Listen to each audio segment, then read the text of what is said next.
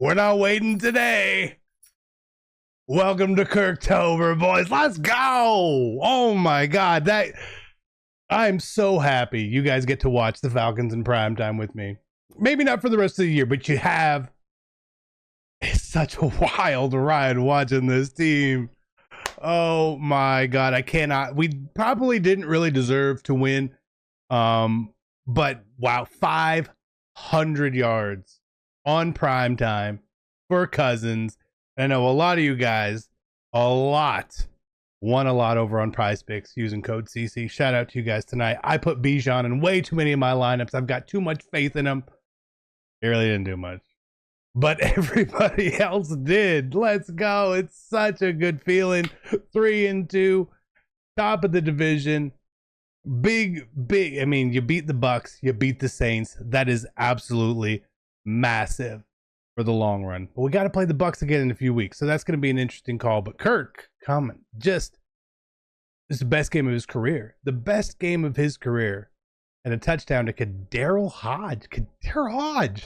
Like, doesn't even make sense. So let's talk about the game more in depth here. First half, offense good, defense bad. Defense is bad. The biggest swing early in the game was D. Alfred going out with the concussion. He's more of the nickel corner, and Antonio Hamilton came in and he got kind of beat up pretty bad there.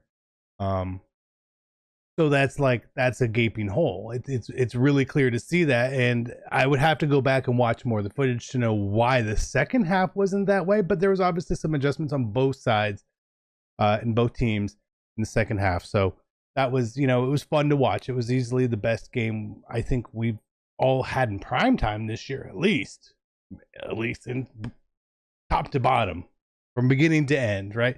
Koo missing the field goal, getting and then missing another one, and then getting one blocked, and then hitting another one to tie. Fantastic. So a couple things that I noticed here. The misuse of Bijan Robinson.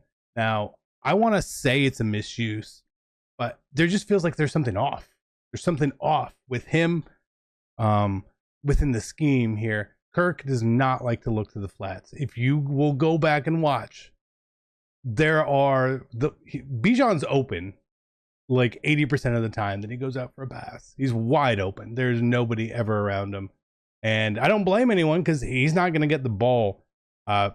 Same thing with how we run the ball. I didn't really think running the ball against Tampa was going to be very effective. It wasn't. But they consistently try to run to the weaker side, in my opinion, which is the left side. And I don't get it. I don't fully understand, maybe the coordination of balance and stuff there. But it wasn't going to be a running game anyway. Like, if you know how these two teams play, it's not going to be there. Which scared me because that means it's a passing game. And Todd Bowles loves to blitz. And we do not have the best pass protecting offensive line. Kirk Cousins is as immobile as my hair. It just does not move no matter what happens. So I had a lot of worries coming into this game. They obviously fought through it at the end there, where there was the holding call would put Tampa out of field goal range. And there was a face mask on that play. There was. I also think that early on, the roughing the passer when Baker got pushed out of bounds should have been called 100%.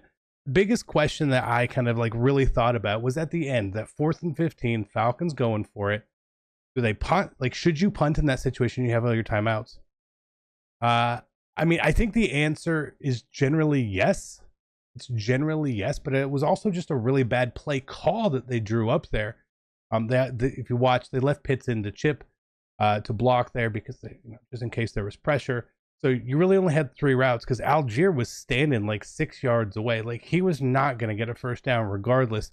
And there was nobody in the right flat except for Levante David, who ended up breaking up the pass. So if Algier was actually running to try to get a first down, maybe that's the case. So that's why I feel like it was kind of a bad play call.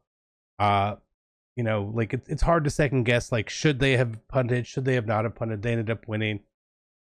Circumstantial. I think they got a little bit lucky in that situation with that holding call, pushing Tampa out of field goal range. Just legitimately pushed them out. I also thought Tampa probably should have taking a chance. Like, is the 30 seconds, 40 seconds that important, or is an opportunity at 3 points more important?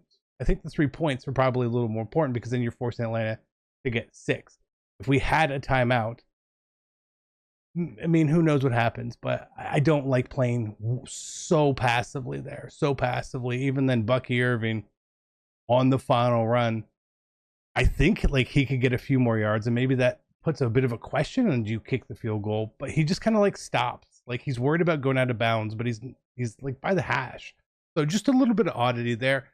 Very happy at the win. Happy for Cousins getting this one off his back. Happy for the Falcons offense to look absolutely dynamic. However, I think that was a byproduct of the way Tampa played defense. Tampa had a lot of injuries, right? I can't say that they didn't. I think that had a pretty high impact on the game plan. And missing one safety and then 2 safeties, missing some linebackers. You could really see that was the case.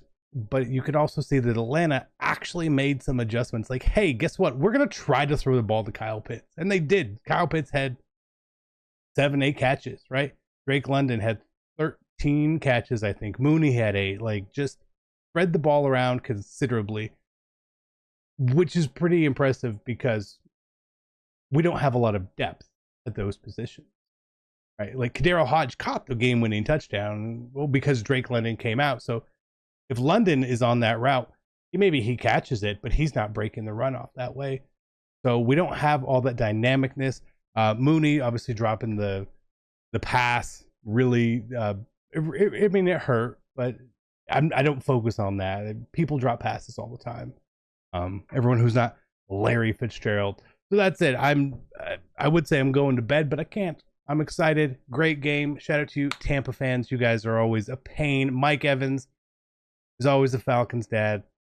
Again, I don't know if Tampa changed up what they were trying to do in the second half, or Atlanta just took away what they were doing. I'm gonna have to rewatch, but like, why was Mike Evans not more of a focal point in the second half? I don't know. You could see, like, after that one drive, Godwin was eaten up. Everything just changed. Like, we got a little bit of pressure, but we don't get pressure. We blitz, we get no pressure constantly. I think we had 1 sack. There's still a lot of problems, and that's why winning a game like this, super, super important in the long run. Boys, I appreciate it.